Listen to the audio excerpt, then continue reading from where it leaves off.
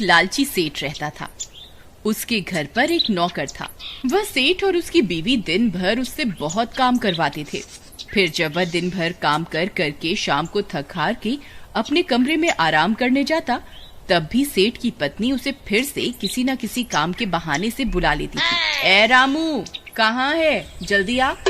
आया मालकिन, अभी आया। तुझे सुनाई नहीं दिया क्या? मैं क्या तुझे पागल दिखाई देती हूँ जो तुझे कब से पुकार रही हूँ? नहीं नहीं मालकिन, आपने एक बार ही तो पुकारा था और मैं झट से चला आया। कल सुबह मेरा भाई शहर से आ रहा है। तू अभी के अभी जा और पास के गांव के मशहूर दुकान श्यामलाल मिठाई वाले से मिठाई लेकर आ।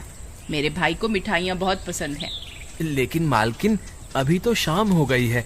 अगर मैं इस वक्त पास के गांव में गया तो मुझे वापस लौटने में आधी रात हो जाएगी, और आधी रात को जंगल के रास्ते वापस आना खतरे से खाली नहीं होगा। अगर आप कहें तो मैं कल सुबह चला जाऊं। नहीं, अगर तुम कल सुबह गए तो शाम तक लौट पाओगे। जब तक तो मेरा भाई वापस अपने शहर लौट जाएगा। तुम्हें अभी के अभी निकलना होगा। मालकिन, थोड़ी दया करो, मुझे इस वक्त जंगल में मत भेजो। मैंने सुना है उस जंगल में भूत प्रेतों का डेरा है। अगर कोई भूत मेरे से चिपक गया तो मेरा क्या होगा? हाँ, मालकिन दया करो, मुझ पर थोड़ा तो तरस खाओ। लगता है तुझे मेरी बात समझ में नहीं आई। अभी के अभी जाता है या इन्हें बुलाऊं? ये अभी के अभी तेरी छुट्टी कर देंगे।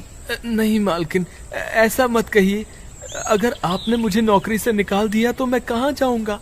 आप मालिक को मत बुलाइए, मैं चाहता हूँ मिठाई लेने। फिर वह बेचारा रामू डरता डरता जंगल के रास्ते दूसरे गांव मिठाई लेने चल पड़ता है। हे भगवान, अभी तो रात नहीं हुई। मैं किसी तरह दूसरे गांव तो पहुंच जाऊंगा, लेकिन वापस लौटते वक्त कृपा करके मेरी मदद करना। फिर वह रात होने तक दूसरे गांव पहुंच जाता है और मिठाई खरीदकर वापस अपने गांव लौटने की तैयारी करता है। हे भगवान, अब तो रात के 12 बज गए हैं। अब क्या करूं? अगर सुबह होने से पहले घर नहीं पहुंचा तो मालकिन नौकरी से निकाल देगी। हे भगवान, मेरी रक्षा करना।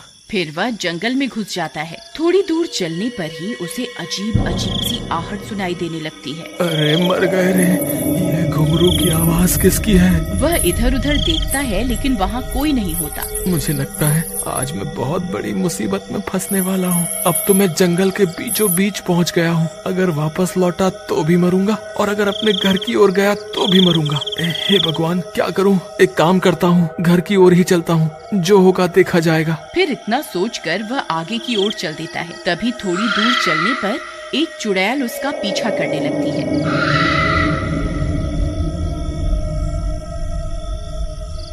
रामू पलटकर देखता है और हैरान रह जाता है। भगवान, ये तो चुड़ैल है। मर गए रे, भागो रे भागो। फिर वह जोर जोर से भागने लगता है। फिर थोड़ी दूर जाने पर वह उसे पलटकर देखता है। तभी वह चुड़ैल सीधा रामू के अंदर घुस जाती है। मर गए रे, ये मुझे क्या हो रहा है? अरे मर गए रे। फिर देखते ही देखते वह चुड़ैल रामू को अपने वश में कर लेती है। फिर रामू सीधा अपने घर की ओर चल देता है। वह सीधा अपने कमरे में जाता है और लेट जाता है। फिर सुबह होने पर सुनीता रामू को आवाज लगाती है। रामू, रामू, ओ रामू, घोड़े बेचकर सोया है क्या? सुनाई नहीं देता क्या? तभी सुनीता के चिल्लाने की वजह से रामू की नींद खुलती है। कौन है ये कमबख्त जिसने मेरी नींद खराब कर दी? रामू, रामू, ओ रामू, कहाँ मर गया? मेरी मिठाइयों का क्या हुआ जो तुझे कल लाने के लिए बोला था? फिर रामू गुस्से में अपने कमरे से निकल कर आता है। ए मोटी औरत, क्यों चिल्ला रही है? क्या हुआ? हाय रे, इसकी हिम्मत तो देखो, मुझे मोटी बोल रहा है। तेरी इतनी हिम्मत? तुझे मैंने शहर से मिठाई लाने भेजा था। कहाँ है मेरी मिठाइयाँ? पहले ही इतनी मोटी हो रही है और कितनी मिठाइयाँ चाहिए तुझे? चल भाग यहाँ से। अरे मर गए रे, इसकी हिम्मत तो देखो। तू यहीं रुक, मैं अभी इन्हें बुला कर लाती हूँ। फिर सुनीता भागती हुई जाती है और अपने पति को सारी बात बताती है। अच्छा, इसकी इतनी हिम्मत, इसने तुम्हें मोटी कहा? चलो मेरे साथ, मैं अभी इसे सीधा करता हूँ। फिर वे दोनों वहाँ पहुँच जाते हैं। ए रामू, तेरी इतनी हिम्मत, तू अपनी मालकिन से बदतमीजी करेगा? तुम दोनों अभी के अभी यहाँ से निकल जाओ, मेरा दिमाग खराब मत करो, नहीं तो तुम्हें यहाँ से उठाकर फेंक दूंगा। अरे मर गए रे, इसमें इतनी हिम्मत कहाँ से आ गई? अरे सुनीता, इसकी आंखें तो देखो कैसे लाल हो रही हैं। अजी, मैंने तो इसे कल रात को पास के गांव में मिठाई लेने भेजा था। लगता है वापस लौटते वक्त इसके ऊपर भूत चढ़ गया है। ए रामू, मैं तुझसे नहीं डरता, अभी के अभी यहाँ से चला जा, नहीं तो अच्छा नहीं होगा। तेरी इतनी हिम्मत, रुक तुझे अभी बताता हूँ। तभी रामू उन दोनों को उठा लेता है। अरे मर गए रे। ए रामू, छोड़ हमें, तू ये सब अच्छा नहीं कर रहा। ए भगवान, हमें बचाओ। रामू जी, कृपा करके हमें माफ कर दीजिए। आज से हम आपके नौकर हैं। आप जितना चाहे हमसे काम करवा लो, लेकिन हमारी जान बख्श दो। फिर रामू उन दोनों को उठाकर घर से बाहर फेंक देता है। अरे मर गए रे, मेरी तो कमर ही तोड़ दी इसने। हाय रामू, तेरा नाश मीटे। मर गए रे। अजी, आप ठीक तो है ना? अरे मोटी औरत, तू पहले ही बहुत कमजोर थी क्या, जो तुझे आधी रात को मिठाइयाँ खाने की जरूरत पड़ी? क्या जरूरत थी रामू को आधी रात को जंगल भेजने की? अब ले ले मजे। अजी, मुझसे बहुत बड़ी गलती हो गई। अब क्या करें इस रामू का? इसने तो हमें घर से बाहर ही निकाल दिया। अब हम कहाँ जाएं? अब तो सिर्फ साधु महाराज ही हमारी मदद कर सकते हैं। चलो, हम अभी उनके पास चलते हैं। फिर वे दोनों साधु महाराज के पास जाते हैं। हे साधु महाराज, हम बहुत बड़ी मुश्किल में फंस गए हैं, कृपा करके हमारी मदद कीजिए। क्या हुआ? तुम दोनों इतने घबराए हुए क्यों हो? हे साधु महाराज, इस मूर्ख औरत ने हमारे नौकर को आधी रात को जंगल में भेज दिया था। अब उसके ऊपर चुड़ैल का साया आ गया है। उसने हम दोनों को घर से भी निकाल दिया है। कृपा करके हमारी मदद कीजिए, हमें कोई रास्ता दिखाइए कि अब हम क्या करें। तुम्हें आधी रात को उसी जंगल में जाना होगा, वहीं तुम्हें इस समस्या का समाधान मिलेगा।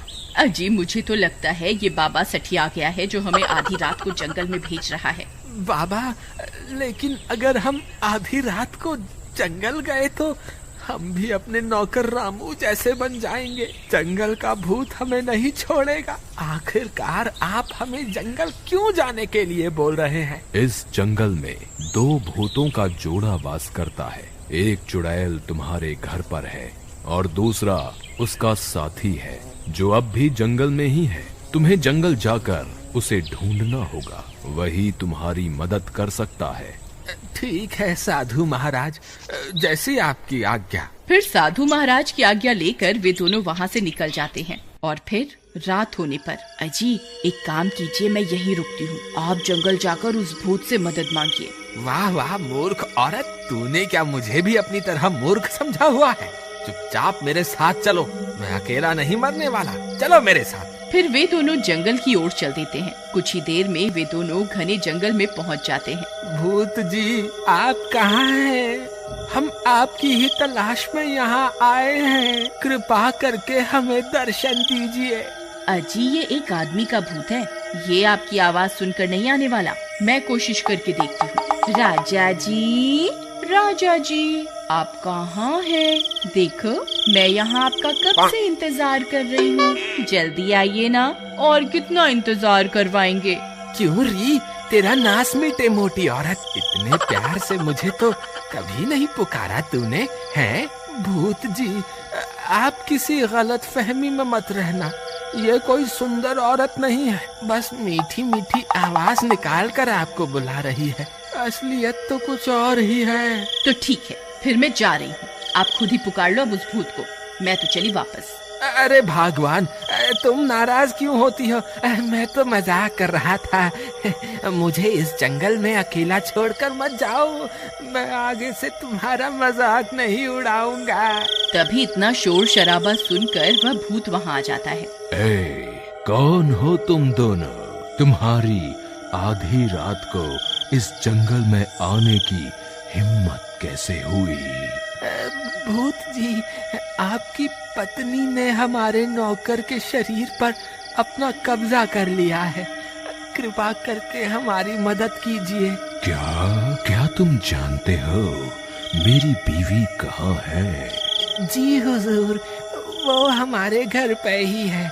कृपा करके हमारे साथ चलिए और अपनी पत्नी को वापस जंगल ले आइए अपने साथ। मैं कब से अपनी पत्नी को ढूंढ रहा था। चलो, मुझे अभी उसके पास लेकर चलो। फिर वे तीनों वापस अपने गांव की तरफ चल देते हैं। कुछ ही देर में वे लोग घर पहुंच जाते हैं। भूत जी, देखो, आपकी बीवी इसके अंदर है। प्रियतम, तुम मुझे अकेला क्यों छोड़ आई? चलो, अब वापस घर लौटने का वक्त हो गया है। तुम इसका शरीर छोड़ दो और यहाँ से चलो। ए भूत जी, हमें माफ कर दो। हम अब कभी भी अपने नौकर को नहीं सताएंगे। आज से हम इसे भी अपने बेटे की तरह रखेंगे। कृपा करके हमें एक मौका दे दीजिए। मुझे लगता है इन्हें